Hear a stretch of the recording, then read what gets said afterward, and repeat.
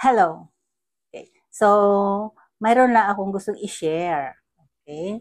So, kapag tumatawa tayo, kapag kumakain tayo or nagsasalita tayo, kapag kumikidlat-kidlat tayo ng ganon-ganon, ano bang parte ng mukha natin ang gumagalaw? Oh, yan.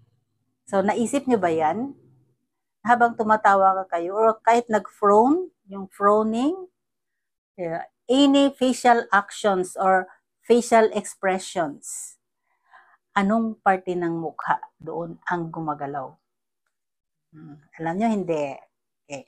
Some, alam nila, some, hindi. So, sa hindi pa nakaalam, ito na po yung video na malalaman mo kung anong parte ng mukha ang gumagalaw. Okay. So, ang parte ng mukha na gumagalaw is sa Tagalog pisngi dito, di ba? Pisngi, dito labi, dito ano ba yan? Eyebrow or kilay. Yan. And those are all muscles. Muscles yan. So ang muscles, ang siyang gumagalaw habang tayo ay magkaroon ng any facial expressions. Yun. Sa mukha lang ba? Mayroong muscles? Hindi. Buong katawan natin ay composed of muscles. Oo. Dito, yan, muscles. Dito sa dibdib natin, buong katawan. Dito, yan, composed of muscles yan. Hanggang sa paa. Okay. Now, mayroong tatlong major types of muscles. Okay. One is the skeletal muscles. So, bakit siya tinatawag na skeletal muscles? Kasi po, naka-attach siya sa skeleton. Oo. So, itong ano natin dito, yung muscles natin dito sa ating face, naka-attach yan doon sa mga bones. Yan. Hanggang dito. Yan. So, kapag gumagalaw yan, makagalaw yan. Kasi ano siya muscles nga siya, pero naka-attach sa bone. Okay. Hanggang dito rin, ayan, skeletal muscles din yan, naka-attach sa mga bones. Ayan, overlapping yan dyan. Hanggang dito. Okay? Hanggang doon sa paa. Ang tinatawag niya ay, ang tawag dyan is the skeletal muscles. Muscles attached to the bone. Okay? With the help of the tendons. Okay. So, itong muscles na, skeletal muscles na ito, is also called the voluntary muscles. Bakit siya tinatawag na voluntary muscles? Kasi po, gumagalaw lang siya kung may mag-dictate. Yan, ganun. So, halimbawa, pag tumawa ka, di ba? It's in your mind that you want to smile. So, ganun. Pero pag walang external forces na magpapatawa sa iyo, hindi rin yan gumagalaw. Pag galit ka, ganyan, ayan. Okay? So the same thing also as dito sa liig. So kung gusto kang gumalaw ng ganun, makagalaw ka. Pero kung ayaw mo, hindi ka makagalaw. 'Yun ang voluntary muscles. The same thing also as this one here. So, kung hindi ko yan i-move, walang mangyari. Yan. Pero kung gusto ko siyang sa taas, iangat sa taas, ayan. So, that is what we call voluntary muscles. So, the same also as this one. So, any movement na gagawin natin na yung magagalaw lang kung gusto natin, ayan. Yun ay muscles na tinatawag na voluntary muscles. Okay. And that is the skeletal muscles. Kung gusto ka maglakad, that is, makalakad ka using your skeletal muscles with what we call voluntary muscle. Ayaw mong maglakad o hindi ka makapaglakad. Ganon. Okay na. Now, next is the cardiac muscles. So, saan ba makikita itong cardiac muscles? Itong cardiac muscles, yan ay makikita sa puso. So, the heart and also the blood vessels. Yung cardiac muscles is classified as involuntary muscles. Okay? Okay, again, the second types of muscle is the cardiac muscles. And then, it is also classified as involuntary muscles. Saan makikita? Sa puso and also the blood vessels na dinaanan ng dugo. Ganon. Okay? So, it is classified as involuntary dahil po gumagalaw sila continuously kahit natutulog tayo. Kahit natutulog tayo, kahit mayroon tayong ginagawa na siyang yung skeletal muscles natin ay involved, itong cardiac muscles ay involuntary muscles dahil gumagawa din sila na hindi natin alam. Continuously doing their job. That is involuntary muscles. Kasi kapag natutulog tayo, nagpatuloy siyang nagpump ng blood.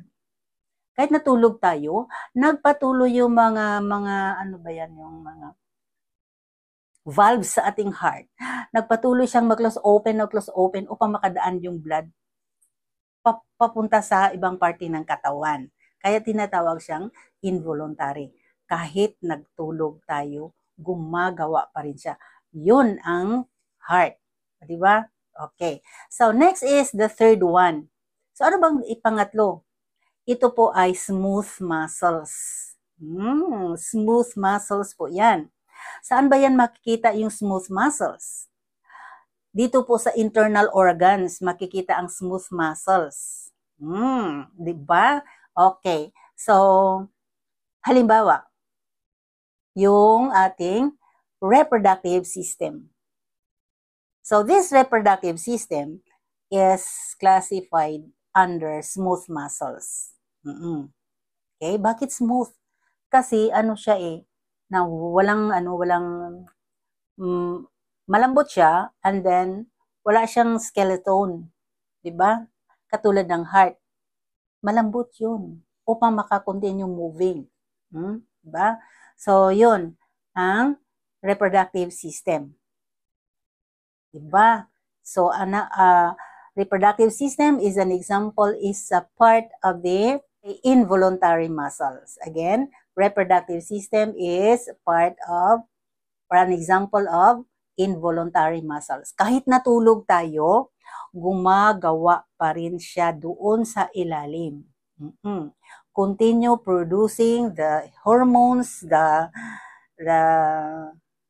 continue working the ovary, the estrogen, the testosterone, the uterus. So all of the parts of the reproductive system are continue doing their job even natutulog yung tao.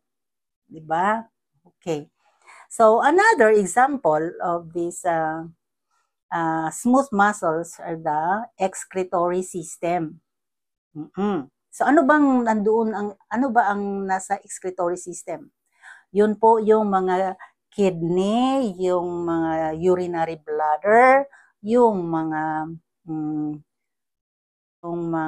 ureter. So lahat na yon, malalaki man o mababae, yung kanilang excretory system is an example of involuntary muscles. Kaya nga magising tayo kung minsan kasi naiihi tayo. So that means that excretory system, the kidney, is continuously filtering the blood.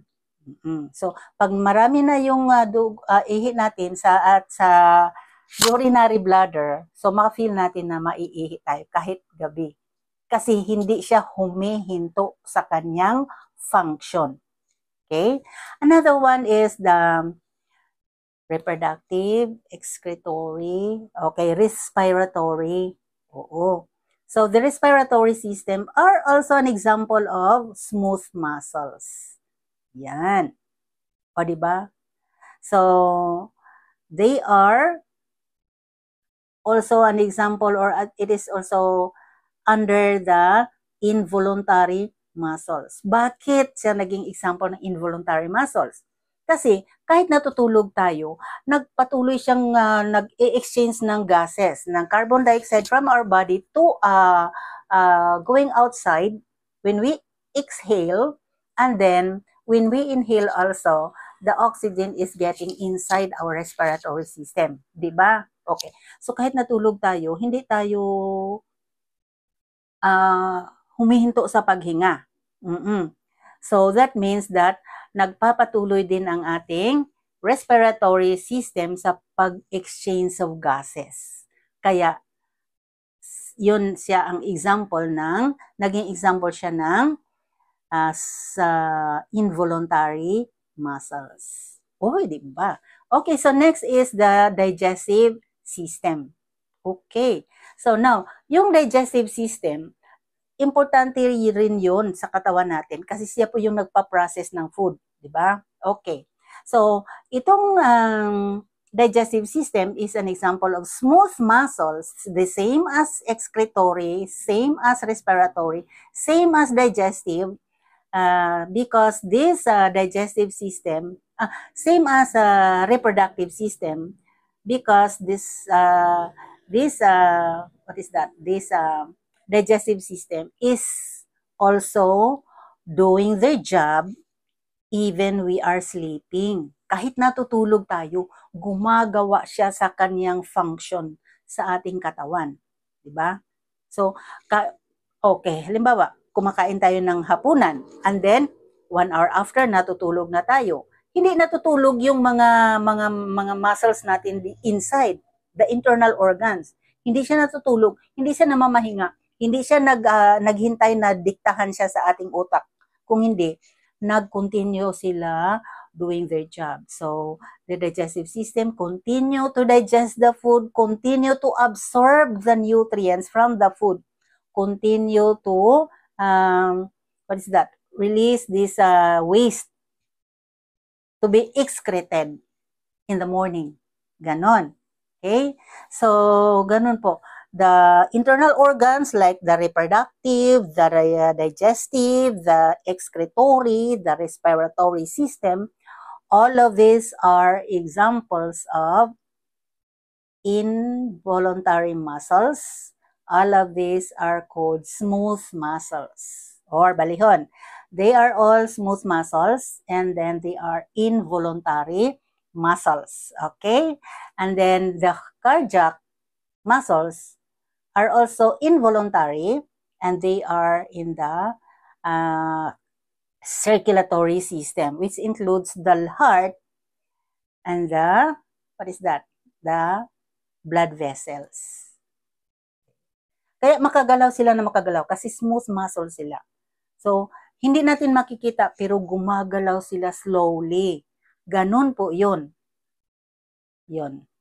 Diba? So, may alam na kayo. Sana naman may nalalaman kayo. Okay? Again, recap. There are types of muscles. What makes us move or paano tayo nakagalaw is because of the muscles. Okay? Especially the voluntary muscles. Okay? Makagalaw tayo dahil sa skeletal muscles, which are also called the voluntary muscles. Okay? So, yan. And then, yan is the skeletal muscles. And then, next to that is the smooth muscles inside our body, which are the internal organs.